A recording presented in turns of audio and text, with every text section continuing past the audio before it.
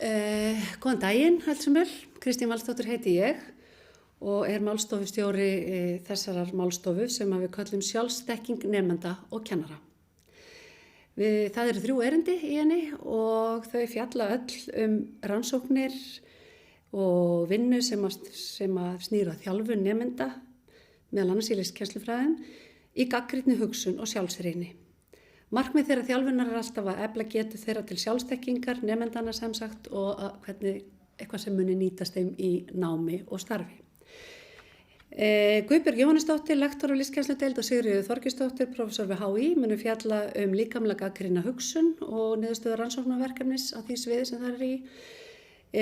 Síðan mun Ingimar Voge, lektor við listkennslu-deild og myndlistarmaður og Kristján Guttormsen fjalla mannkostamenntun, listir og ljóð og hvernig nýta megi aðferðir mannkostamenntunar til að styðja við sjálfstátt gagnrýna hugsun.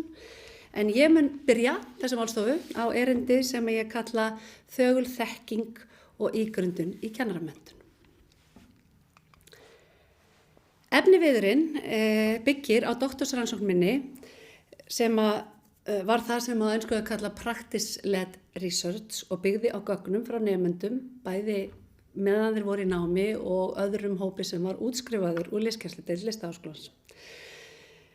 Nemendum, sem sagt, gögnin voru annars vegar dagbækur frá fyrsta árs nemendum, 22 tölu, og svo lífssöguviðtölum við útskrifaða nemendur en einnig nokkra listamenn sem ekkert höfðu með listkennsludeildin að gera, sem að gáfu svona annan vinkil inn í listheimin. Markmið rannsóknarinnar var að varpa ljósi á nám og námsferla listamanna sem að koma inn í meistaranám í nýju fagi í kennaranám og varpa ljósi á þær áskoranir sem að þeir standa frammi fyrir í því ferli og hvernig þeir eru að þroskast og takast á og þróa nýja sjálfsmynd.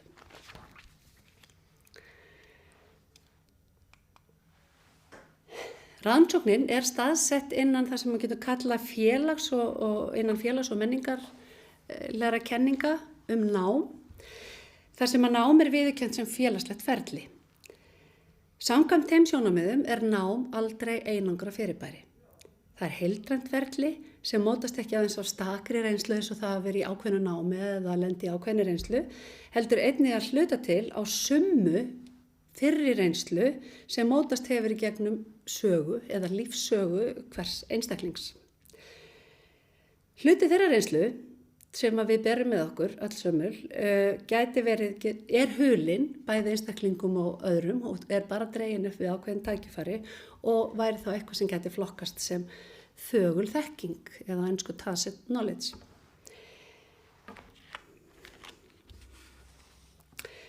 Eitt af því sem einkennir fullorðna námsmenn og nemendur að það mér mikilvægt að leita skilnings og merkingar í reynslu sín og tengja hana nýrri þekkingu og bent hefur verið á að með fullorðna nemendum beri að leggja áherslu á þjálfun eða leiðbeiningar í þeim skilningi að nemandinn og kennarinn leggist sameiginlega á eitt til þess að leita nýrra tækifæra við að styrkja nemendan. Og það má kannski segja að all þessi vinna sem við erum að tala hér og það tilraunir sem við erum að gera stefna þangað með fullorðnu fólki. En hvað þögul þekking? Það stór spurning. Getum við dregið hana fram og orðið okkur meðvitaðir hana eða nýtt hana til að finna betri leiðir eða betri skilning og dýpri sjálfsþekkingu? Það ekkert einfalt svar og menn takast á það. Það allavega ekki einfalt en það þýðir ekki það að maður reyna ekki. Í bók sinni Tacit Dimension þá staðhæfir Polanyi að við vitum meira en við getum sagt. Þessi staðhæfing tilvísun í þá skilgreiningu hans á því að hægt sé að deila þekkingu í að minnsta kosti í tvennt, í grundvallaratriðum. Það sé sýnileg þekking eða explicit knowledge og þögul þekking, tacit knowledge. Sýnileg þekking eins og orðið ber með sér, sú hlið þekkingar sem uppi á yfirborðinu og tiltölulega auðvelt að nálgast og koma frá sér, eitthvað sem ég til dæmis að reyna að gera núna. Það þekking sem hægt að tjá með orðum og aðgengileg meiri hluta fólks í gegnum samskipti, bækur, tölvur og aðrar milligönguleiðir. Hinn þögla þekking hins vegar ekki eins aðgengileg eða auðvelt eða jafn sýnilegt þegar henni miðlað á milli fólks. Listkennarar standa stöðugt frammi fyrir þeirri bara áskorun og spurningu þegar unnið er með þekkingu sem byggð er á reynslu og upplifun og sem sagt, hvernig getið miðlað því. Það er persónuleg þekking, þessi reynslubundna þekking sem oft er erfitt að henda reiður á. Það getur verið til dæmis eins og fegur tóns eða myndvers, þetta er persónuleg upplifun af landslægi eða önnur uppljómun einhvers konar. Þekkingu sem aðeins líkst upp í gegnum athygli, þátttöku og nærveru. Þeir sem að vinna með slíka þekkingu eru stöðugt í leit við að finna leiðir til að ná til dæmis listkennara til nemenda eða listamenn til áheyrenda eða áhrifenda með bæði verkefnum og tilraunum til að gera þeim kleift að aðrir eins og nemendur til dæmis í tilviki kennara að nemendur þeirra finni sínar eigin leiðir byggðar á þess háttar þekkingu. Það sem er varpað upp þarna á skjánum á glærunni er meðal annars þessi huglæga vít sem að tengir líka þessum óræðri þekkingu eða þekkingu sem við erum ekki oft meðvituð eins og gildi, hugsjónir, dómgreind, viðhorf. Þetta eru allt hlutir sem er gífurlega mikilvægt fyrir kennara að gera sig grein fyrir hvar hann staðsetur sig. Því að þegar við komum inn í kennslustofuna þá skilum við öllu. Við skilum ekki bara því sem ætlum að segja heldur líka þessum grundvallar gildum okkar. Flokkun Nónaka dregur einnig fram mikilvæga huglæga þætti sem eru þarna og öll þessi þekking, hvort heldur í verki og orðum, er byggð á innri skilningi viðkomandi sem ber bæði sem miðlar og líka sem tekur við. Og það því ekki hægt að aðskilja þögla þekkingu frá annarri þekkingu. Það er mjög mikilvægur punktur til umhugsunar. En stóra spurningin sem við stöndum þá frammi fyrir er hvort og hvernig við getum náð fram eða náð sambandi við okkar eigin reynslu og þekkingu. Samkvæmt Schön eru hugsandi iðkendur færir að nota reynslu sína til að hugsa og endurskoða þekkingu, skapa nýja þekkingu og taka skilvirkari ákvarðanir byggðar á þessari reynslu. Viðkomandi skiptir ígrundun, hann skiptir þessari ígrundun í tvennt, í tvær meginhugmyndir sem má sjá þarna á glærunni, sem eru, og ég kýs að kalla þetta á íslensku ígrundun athöfn eða reflection on action og svo hins vegar ígrundun við athöfn, reflection on action. Ígrundun athöfn má tengja eða skilgreina sem gagnrýna íhugun. Þetta skilgreinir hann sem athöfn þegar iðkandi getur hugleitt ástand, tilfinningu eða hegðun í aðstæðum eða æfingum sem að þegar hafa átt sér stað. Þetta er eins og eftir á ígrundun. Slík ígrundun getur farið fram í gegnum samtal ferlið, ólík sjónarmið varpað fram eða sem persónuleg skrif eins og gögnin eru þessari, þar sem að nemendur skrifa sín eigin hugleiðingar. Slíkar aðferðir eru almennt viðurkenndar til dæmis í rannsóknum, ekki síst starfsrannsóknum, þar sem rannsakandi heldur dagbækur. Ígrundun við athöfn vísar hins vegar til aðstæðna þar sem einstaklingar geta brugðist við meðan á ferli stendur og breytt samkvæmt tilfinningu og þekkingu, einhvers konar djúpstæðri þekkingu eða opinberri þekkingu á aðstæðum. Viðkomandi getur þó ekkert endilega fært í orð þær breytingar sem hann gerði í ferlinu þó hann hafi brugðist við í samræmi við eigin tilfinningu á meðan. Sem dæmi slík viðbragðsáhrif að þá nefnir Schön jazztónlistarmann sem spinnur tónlist, ígrundar eigin leik og bregst við samspilurum sínum alltaf sama tíma. Svo ígrundun sem hann fer í gegnum er byggð á eigin þekkingu og innsæi á tónlistarferlið og hljóðfæralegs þekkingu án þess þó að það sé skilgreint með orðum. Þetta er þekking byggð á reynslu, þjálfun, sem við köllum þögla þekkingu.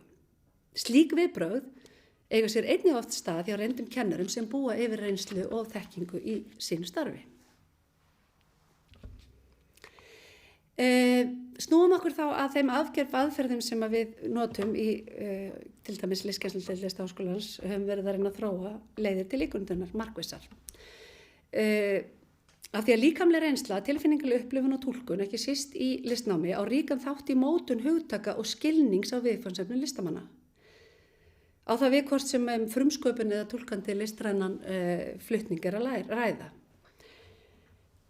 Það hefur einn snúið og hefur sýnt sig að það getur verið listamannum hindrun að hefja nám þar sem að námið eða eins og í meistaranámi í nýjum fræðum, að það mest byggt á hugtökum sem að tengjast fyrst og fremst fræðum en ekki jafn tengt reynslu þeirra á tilfinning og þeim aðferðum sem þeir eru vanir að nýta.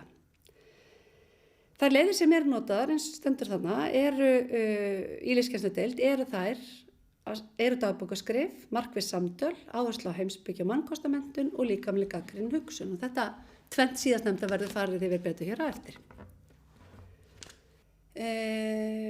Ég ætla að gefa hérna 4 dæmi úr rannsókninni sem annars vegar 2 tekin, 2 fyrstu úr dagbókum nemenda og 2 seinni úr viðtölum við útskrifaða nemendur.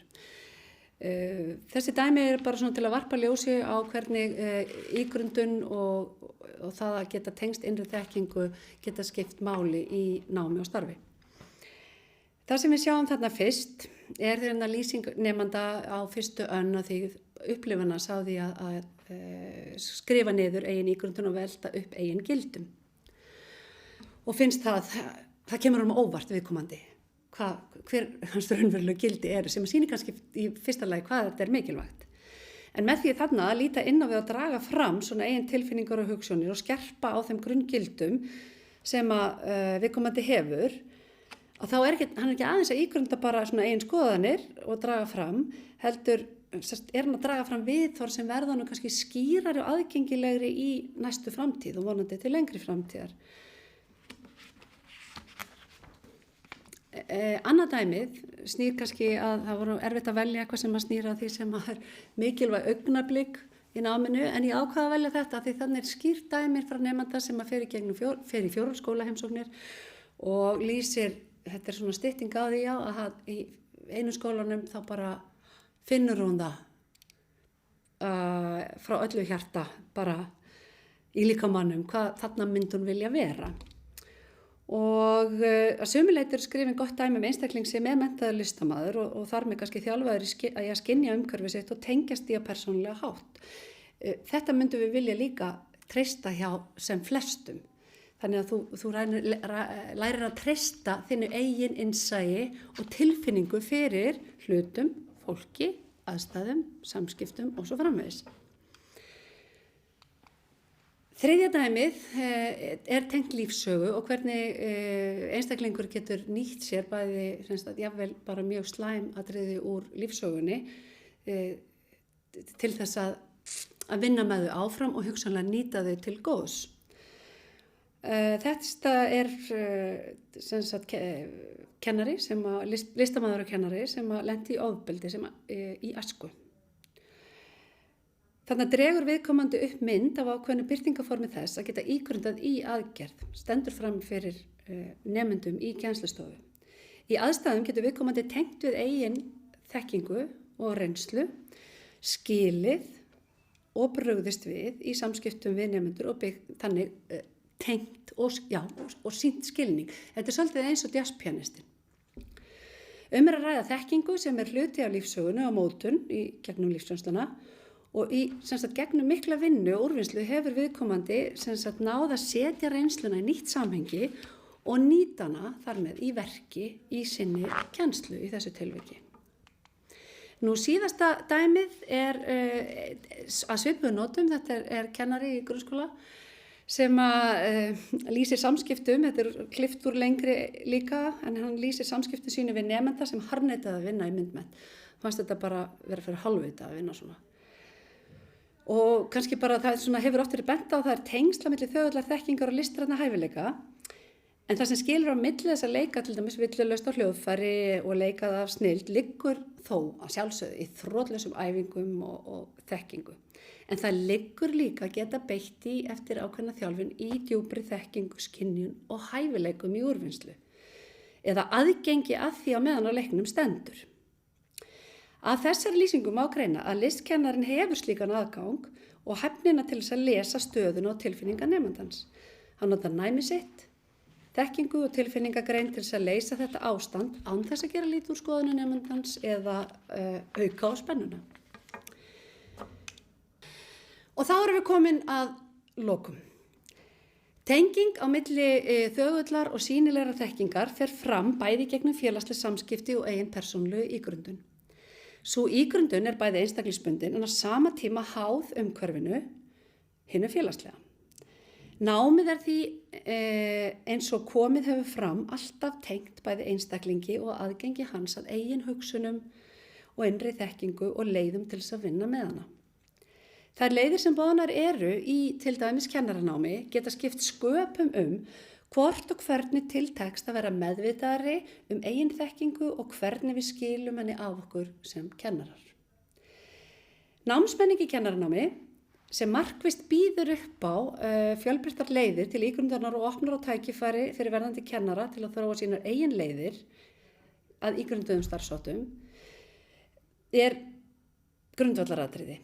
Með því að líta hvortveggja til ígrundunar í aðgerð og á aðgerð stefnum við markvisst að því að tengjast fyrri reynslu og eigin þekkingu, setja í samhengi, tengja við nýja reynslu. Sú þekking er ekki einungis þegar best lætur ný þekking á fyrirbæriða aðferð, heldur okkar persónulegi þroski og sjálfsþekking. Því betri innsýn sem við höfum inn í eigin hugarheim, gildi og fordóma, því betri kennarar verðum við. Takk fyrir.